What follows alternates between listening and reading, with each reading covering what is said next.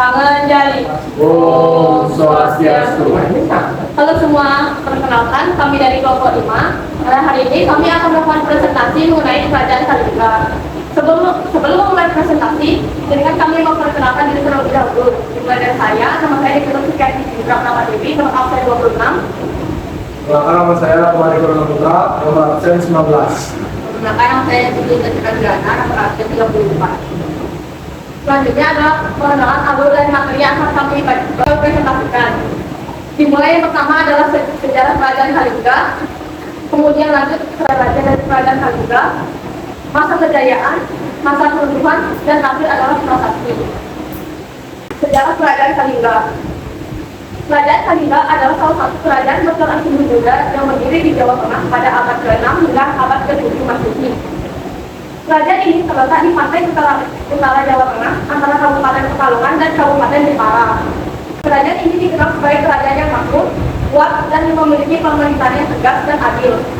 Kerajaan ini juga mencatat sejarah sebagai kerajaan yang pernah dipimpin oleh seorang ratu legendaris, yaitu Ratu Sima. Selanjutnya adalah pusat pemerintahan. Berdasarkan catatan sejarah, Kalingga pernah menjadi pusat pemerintahan agama Hindu-Buddha dengan pendeta bernama Win. Pusat pemerintahan Kalingga diperkirakan berada di Pekalongan dan Jepara. Berikut adalah batas kerajaan di wilayah Kalingga. Yang pertama adalah batas wilayah timur yang berada di Bali, batas wilayah utara yang berupa Kamboja, batas wilayah barat yang berupa Sumatera, dan batas wilayah selatan yang adalah Samudra. Selanjutnya, sejarah yang paling terkenal. Sumber sejarah Kalingga adalah berita dari Cina pada tahun 647 Masehi ketika kerajaan Kalingga dipimpin oleh Ratu Sima. Dia dikenal sebagai ratu yang bijaksana, jujur, dan tegas. Sumber kedua adalah prasasti batu yang ditemukan di lembah Gunung Merbabu dengan huruf Pallawa dan bahasa Sanskerta. Selanjutnya akan dijelaskan oleh rekan saya. Ya. Selanjutnya ada sumber-sumber sejarah kerajaan Kalingga. Yang pertama adalah catatan Tiongkok. Catatan ini berasal dari masa dinasti Tang yang berumur 618 hingga 107 Masehi, dan dinasti Song yang berumur 960 hingga 1279 Masehi. Catatan ini memberikan gambaran mengenai latar nama, penguasa, kehidupan, sosial, budaya, ekonomi, dan politik kerajaan Kalingga. Selanjutnya ada naskah kitab Parahayangan. Naskah ini menyebutkan bahwa Ratu Sima adalah nenek moyang dari Raja-Raja Galuh dan Sunda, serta pendiri dinasti Sanjaya di Mataram Gunung. Yang ketiga ada tradisi lisan setempat. Bercerita tentang Ratu Sima yang meletakkan kantong emas di tengah jalan dan tidak ada yang berani mengambilnya. Ada cerita tentang putra mahkota Kalingga yang akhirnya dipotong karena tidak sengaja menyebut kantong emas tersebut. Selanjutnya ada raja-raja dari kerajaan Kalingga. Yang pertama Prabu Wasumurti, yaitu penyelamnya tahun 554 hingga 605 Masehi. Dia adalah pendiri kerajaan Kalingga dan keturunan asli dari dinasti Cairila. Dia membangun kerajaan ini dengan membangun beberapa kerajaan kecil di sekitarnya. Yang berada Prabu Wasumurti yang masa kepemimpinannya 605 dengan 632 Masehi. Yang ketiga ada Prabu Wasudewa yang kepemimpinannya 632 dengan 652 Masehi. Yang keempat ada Prabu Wasuawi yang masa kepemimpinannya 652 Masehi. Yang kelima ada Prabu Tirasubiha yang masa kepemimpinannya 632 hingga 648 Masehi.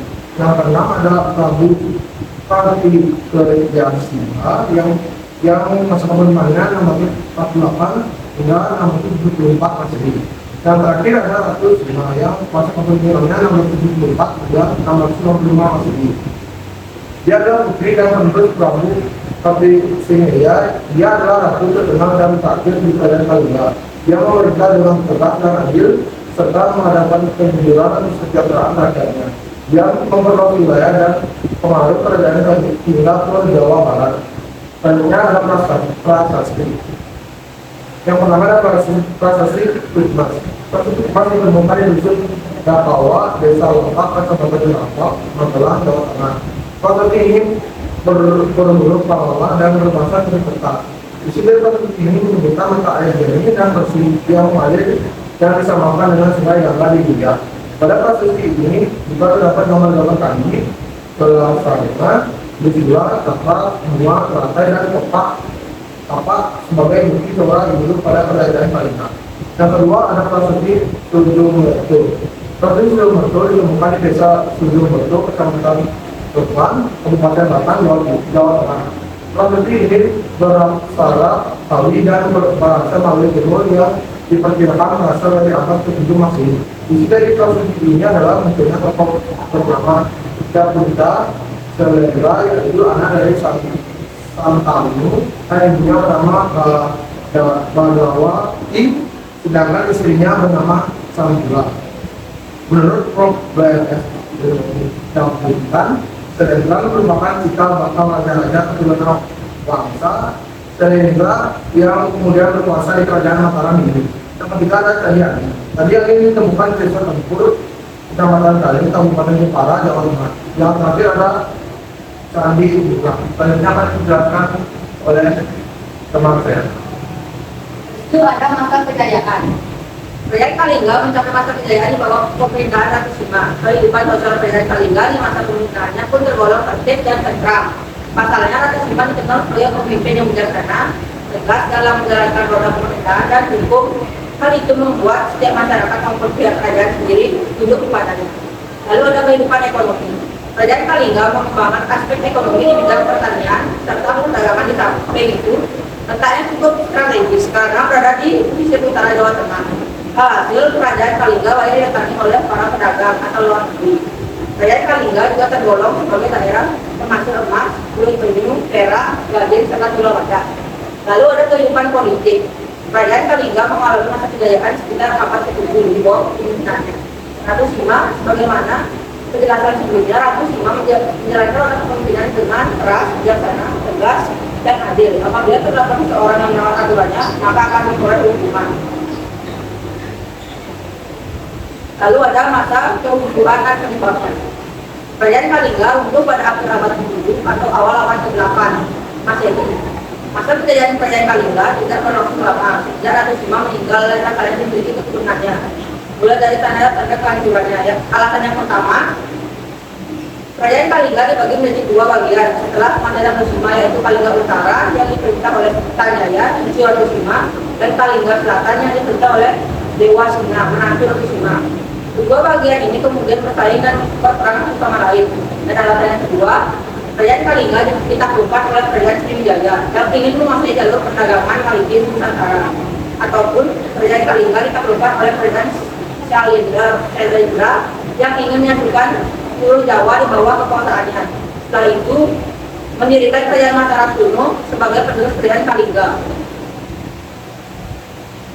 Sebelum kami akhiri presentasi pada hari ini, izinkan saya menyampaikan kata-kata untuk hari ini, yang dimana sejarah merupakan kunci untuk memahami diri, masyarakat, dan dunia. Sekian presentasi dari kelompok kami, kelompok 5. Mohon maaf apabila ada kesalahan yang sengaja maupun tidak. Akhir kata dari kami, Parame Santi. Om Santi Santi Santi Om.